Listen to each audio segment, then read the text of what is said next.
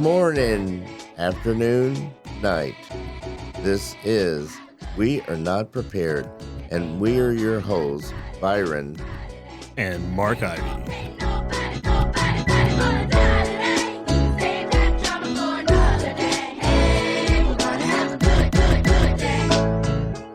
Welcome, Mark. Welcome, Byron. To We Are Not Prepared. I keep pulling up our episode where you did like Bugs Bunny. I don't do Bugs Bunny. Somebody you were imitating some cartoon character, and so people immediately quit listening the moment that comes up. So you don't. So now I'm in a dilemma. Do I say it? I want you. Go ahead. No, there's Goofy, there's Mickey, I've been trying to do some Rex from Toy Story, like he tortures toys just for fun. Like I can't really get that one down. You know, the dinosaur. Yes, that's pretty good. Yeah. Anyways, let's try that with We Are Not Prepared. We are. So you can't go that high. I got a cough. Maybe our guest can. Should you fart first? Don't make me laugh. Yeah. This is going to be the first podcast people get sick after listening to it when they hear me cough, so I apologize. Hey, we have a guest, and we're pretty happy because it's a white guest, so.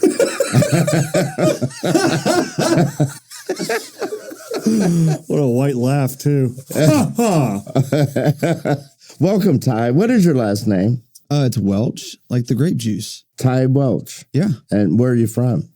I always tell people I'm from Houston, but I know I live here in Oklahoma City. So. But you grew up in Houston. Yeah. Yeah. How long you been here? I think 7 years almost now. So I'm a transplant. I've been here not majority of my life, but a good portion of my adult life. All right. My wife and I, we went this summer to Houston. And we stayed over by Rice University. Right, yeah, Rice Village. Yeah, that is a nice little area. That's the only nice part. Is it? That's where all the rich people live. Yeah, we were. I got pulled over a few times and I'm sure you body did. slammed. No. No, I didn't. You body slammed the cop? I body slammed. Could you imagine me? It was a bike would have cop. to be a tiny cop. It was definitely a bike cop. Yeah. Is it? Come here, I can't pick you up. I want a body slam. One of those little tiny female cops. No, they would beat me down. I've already told you about my wife, and yeah, she's a fitness. She teaches fitness. Yeah. How do you teach fitness? Like go to yoga class, bicycling, cycling. I'd love to go to cycling. Cycling. What else does she do? Then she does weights and stuff. Oh, nice. I refuse to go to her class. I mean, I would too. So because the other people go, oh, there's the teacher's husband, and so when I try and cheat, they go, oh no, that's not how you do a push-up. You have to do it I'm like, leave me alone. I'm resting. Yeah. If her own husband can't buy into this, why should we? Right. I mean, it makes sense. Yeah. That's why, no, my wife's been working out a lot, and then. The stuff I'm running out of excuses. I'm like, going to the gym as a blind man, that's the worst. Well, now it's all in our garage. So all I have to do is walk out to the garage. I'm like, yeah, but it's hot. Now, you're blind, but Ty's not. I'm going to show you my stomach because... Are we going to do this again? I'm losing. Since the last time we've done this, I've lost. Oh, I've gained. Oh, man, it's beautiful under there. Dude. Look at there. Oh, yeah. I'm gay. Yeah. You both have stretch marks. And I got a marks. mosquito bite. That's not a stretch mark. That's a scar. We've been in battle. Scar. Ty. Battle scars. Are we scaring you yet? It's the same scar Will Ferrell has. I grew up in a locker room. That thing scares me. What were you in the locker room for? All right, good, because we usually do these. Don't try to trick that, all right? No, it's this is good news because we usually do these naked. Now, what sport did you play? Oh, man. I played football, basketball, baseball. Really? Yeah. I was pretty good at baseball. Football, not so much. Basketball, not so much. Not so much. Yeah. So. Outfield? No, bro, I was a pitcher. Pitcher? Yeah, Now, do you Baseball's a sport. are you following the is. playoffs at all? absolutely. The Astros Tex- are up. And the Rangers. Forget the Rangers. I didn't even think they would make the playoffs, and they swept their series. I mean, I thought they would. I thought they would make it. Yeah, They're they're so a good. good team. I mean, I'm not like hating the Rangers. But they have to play Houston next, If Houston wins today, yeah. When Houston wins. so their season will end. When Houston wins. I mean, today. Houston's come winning that series one way or another. I mean, they just like went into their, into Minnesota and just destroyed them yesterday. So a few anomalies this year. Baltimore and Minnesota ran into talented, teams. And Houston's Houston, yeah, We should turn this into a sports we should. podcast. We should get Stephen A. Smith in here. Give us all the bad takes. Don't ask me, I can't do my Stephen A. Please don't. Don't do that. So, But you know who I'm really shocked at is It'll be that like Michael Scott in The Office doing the Chris Rock impersonation. Oh. That would be me doing Stephen A. Smith. that I kind of almost want you to. What is supposed to do? my best office Yeah. was the one when he did the cultural diversity that Yeah. he taught, and he made people wear little signs on their head Yeah. that said what race they were. So he's like, I can't, they're not good drivers. And then Dwight's like, women? Yes. No, but it's not any better because, Kelly is trying to make him think of like another, a racial or an ethnic group. Like there's no either. That's what's so brilliant about that show. Like even when someone's not, the other, there's two jokes always going on. You know what I mean? Yeah. It's the obvious, and then there's It's the brilliant. subtle under. Are y'all more Office people or Parks and Recs? Office. I really like Parks and Recs a lot. Curb Your too. Enthusiasm, Yeah. Seinfeld. Because I feel really like Parks and Recs. I feel like The Office didn't take off, and then it took off, and then when they lost Michael, it kind of like Well, fell yeah, off, that's fair. That's right? Like Where it's like, season but 8 or whatever. Parks and Rec was like, okay, a season, you kind of got to get used to it. But it's like season 2, they're up and going, and it's like they don't let off the gas. There is no They're parks, really- though. How about without The Community? Office. Never watched it. No. Community's not bad. What about What is that Cool about? Runnings? Cool. What? Is that like a Jamaican bobsled diarrhea team? commercial? The Jamaican bobsled team, John Candy, Never heard of it. Cool Runnings. It's a movie, but you That just flipped us sounds off like a TV series. Sorry. Why does that just sound like some brand of Pepto Bismol? Cool Runnings. It's a terrible movie. Good to know. I'll never watch It's the it. best movie. Okay. Hey, best. Jamaica, we got the bobsled team. That song, No. The Lucky Egg, Kiss My Lucky Egg. Rise and shine, it's butt whipping The whole time. reason that you say you like The Office is why Cool Runnings is not a great movie. It's just like very obvious jokes. We're gonna rewatch. We are. Bring it in. Let's stream. Let's end this, Ty. So, Ty, you work for New View. I do. Yeah. I will tell you that the director, Lauren, listens to this religiously. Does she really? Yes, she does. So, When does she have time to do that? I don't know. She always will text me and go, I'm listening to you guys' podcast. It's very good. Or I'm listening to your podcast. Don't say Dot, dot, dot.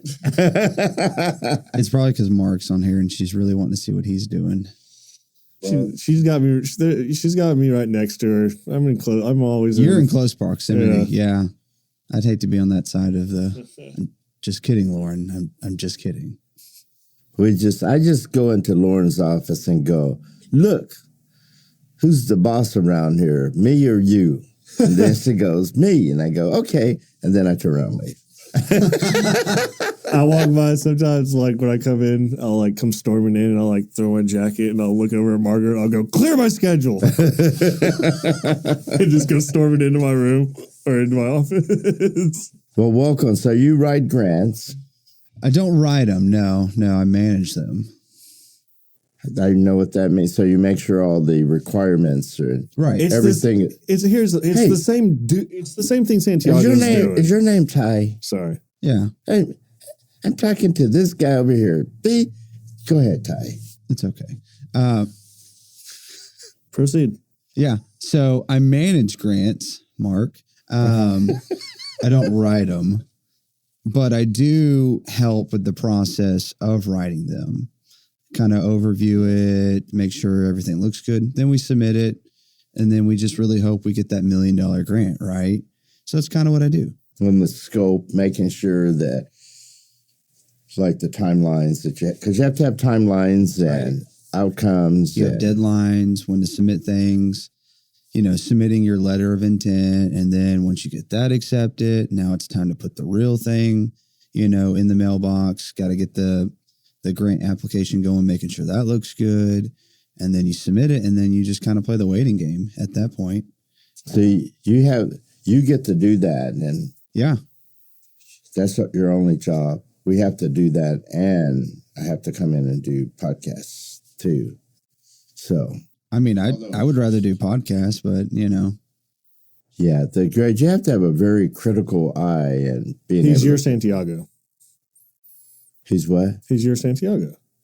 He'll produce it, but he's not going to edit it. You'll manage the grant, but you're not going to write it. I'm not going to write it. No. Ew. Good. Now, where did you work before here? So I worked for the state of Oklahoma for like almost 5 years. I was dealing more with like contracts and contract management and stuff like that. So kind of similar to grants, but contracts. Does it make you crazy doing all of that like paper and focus work on like computers all the time? Inside, no windows. Sometimes, yeah, just because I'm a very I like to walk around. My ADHD will kick in. Yeah. Can't focus. Need to go talk to somebody. Need to go make 30 putts in a row in Mark's office. Still can't believe that. Yeah. That's true. That's a record. That is a record here at Newview. 30? 30 in a row, Byron. 30. And so, This new guy's really starting to piss me off. well, I'm going to beat you in beat baseball, and then you're just going to have to quit. Well, things about myself that you would not know. So, one, I'm bald. Mark and I are really good friends. And actually, I mean, I don't know why we decided to do this show, but I really enjoy the human experience. Yeah. And so that I think that we are all very messy and that we are all very human. And so would you agree with that? Yes. You can speak now. Yes. I just was wanting to hear what he did. No. My joke wasn't even that good. I didn't know you were telling a joke. I waited 5 minutes to tell it. It didn't land. I moved on. You moved on? But Okay. no, you are. Yeah. So the human experience, I just think that we try to deny that and be perfect. But I think that causes us more pain than if we just acknowledge our humanness. And Oh, sure. Yeah.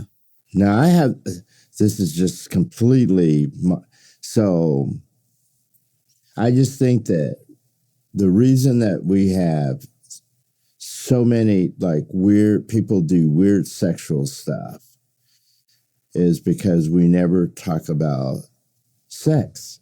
And so the humanness of that experience, we never really talk about openly. And so people just do freaky, crazy things because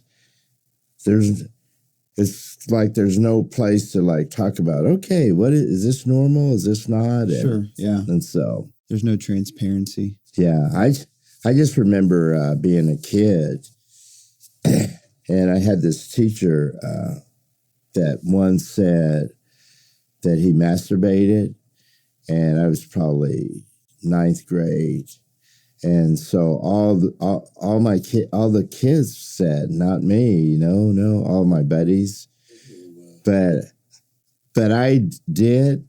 And that was like so freeing for me to hear like an adult say that. I didn't fess that was up. the adult saying that. Yeah. Oh, okay. I did not fess up, but It's like, I would expect a freshman to say that. but inside I was like, oh, so I'm not so weird doing that. Sure. Because all my friends would go, oh, I never do that. Hey, Yeah. But we were all doing that, but we weren't acknowledging that we were doing it. Is this too deep for you, son? Oh, Okay. I'm good. Okay. No. So like to your point about Now I kind of want to go do it. please don't. Go ahead, Ty. Is this rated R? Or No. is this the E, whatever little thing that they put on the audio? We don't ever. I don't curse. This is true. I've never heard Mark curse. No. So, and I've only been here 4 weeks. So. I mean, no, it's not that like I want to be. It's not like I have something against curse. I don't. Byron and I, we enjoy like the most fun. The hardest we've ever laughed is just our sick little minds talking about our thoughts. You don't have to curse to make anything funny, you know? Oh, no. In fact, it's more funny. I don't curse at all on that. I think I'm funny. I think you're pretty funny. Go ahead with your story, though. Yeah, no. I was saying, like, to your point about like how you would be in that high school mindset and you're not really sure like about, or not even you, but just people not talking about sex in general, right? Yeah. I had this belief that, and that's a hard conversation for parents to have with their kids because that's awkward, right? Yeah. It's awkward, and like I remember when my dad had the talk with me, and I was like after a little league game. You went like 4 for 4. He's like, son, come here. No, and I think I was 11 at the time, and he just kind of told me about it, and it's like at that point I didn't really understand what he was saying to me. Yeah, and so and most statistics are true. It's like kids that age are like so hooked on porn, and that's how they're finding out. They never got the talk. Yeah, they never got the talk. I didn't. So one rabbit hole here with like ADHD brain. A book I read was it was about porn, and I'm trying to remember the exact. Your Brain on Porn, that's what it's called. And this book just kind of dives into like how, for the instance, if people are not educating you on like what sex is and like all these things, you're going to go find it somewhere. Yeah. And the internet is so accessible to people right now where it's accessible to 10-year-olds. Dude, it's wild to think that, I remember a kid bringing like this crumpled up, torn out Playboy sheet or page in the bathroom. Like, I don't know what we were, and now it's like everything they've ever could think of at their fingertips. Yeah, they don't have to go to the Barnes and Noble section now. Could you imagine? Good playing flash drive in the bathroom. Like, could you imagine? Portable DVD player. No. How old's your kid? She's 2, yeah. So mine just turned 5. Like, we have to start preparing. I mean, it's a shame on us for not already having a plan, but like. My son, when he was a teenager, they sent a sheet home from his class, and him and I went through the sheet together, and so would ask questions. I mean, it would interesting. What was funny is though we both stared at the TV the whole time. I mean, we never like.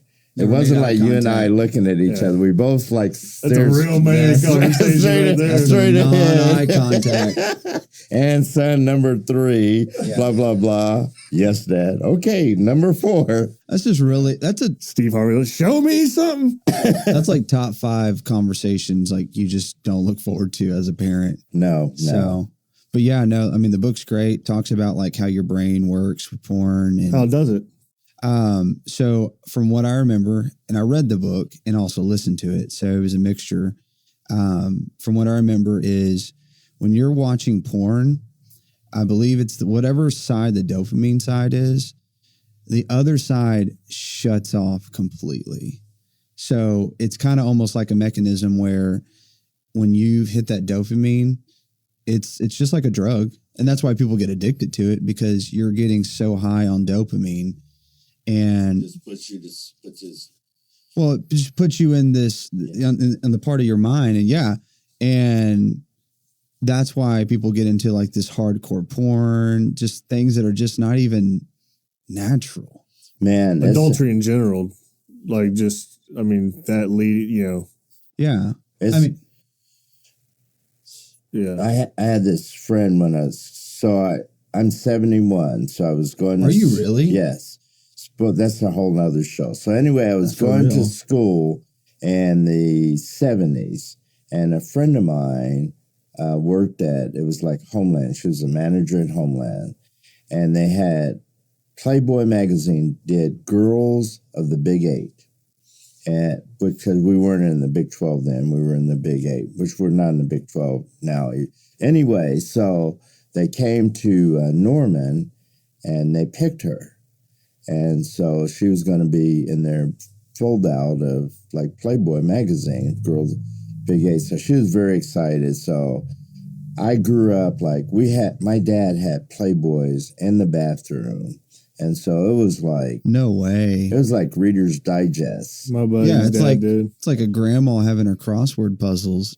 Yeah. And so, so anyway, so I remember getting that Playboy and flipping it open, and there she was naked, and I go, oh my God, I can't look at her because she's my friend. And so it made me think, well, everybody in here is somebody's friend, our daughter, our... Right, yeah. That's all I can hear my mom growing up. That's someone's daughter. It's someone's daughter. And This is so true. Now I Yeah. have a daughter. So it really made me start thinking about how I objectified women and Right. just saw them as objects, and I would fantasize about this object, not a person. Yeah. And so I quit. I gave up. Yeah. No, I think that when people, whether if they're looking at magazines, which I don't think people do that anymore, right? No, they don't. It's all over. video. It's all gone. Yeah. And so, when people get hooked on that I think that's one of the more hardest things to unhook yourself. I mean, that's not something like you just unhook yourself in a month or two. Like if you're hooked on porn, it's like it takes years. Yeah. It takes years because it's, like you were saying, it's like it's the way you view women. It's the way you view the opposite sex. It's the way that you view, and you have to fix the view. And then you have to break the habit of the dopamine side. You have to tell on yourself. You have to tell on yourself when you get the urge to do that, because otherwise you start going in secret again. Yeah. You almost like, I think something that worked for me was you just have to like distract yourself. Yeah. Right? Like you just have to get up, go do something else. Because if you don't, you're going to. And that's just kind of like how our brains work. It's like we'll give in. We have made Mark's dopamine has kicked in so much. He's asleep over there. No, I'm listening. Like it's just very similar to a lot. I mean, pick your vice, and you can kind of connect the dots really to. I mean, when I've been, like some of my darkest moments are boredom. For real. Like, so, yeah. Like, so it's like whether it was, whatever it was just not having something to do and giving in to, whatever urge or vice that, Yeah. We should change the name of this show to Guy Talk.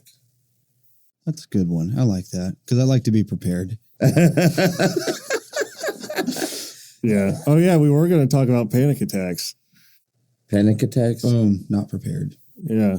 But, No, we go. well, we have the whole, remember we wanted to cut this into two. Let's stop and then start again. Okay, thank you. Well, part 2. Santiago, please stop and start again.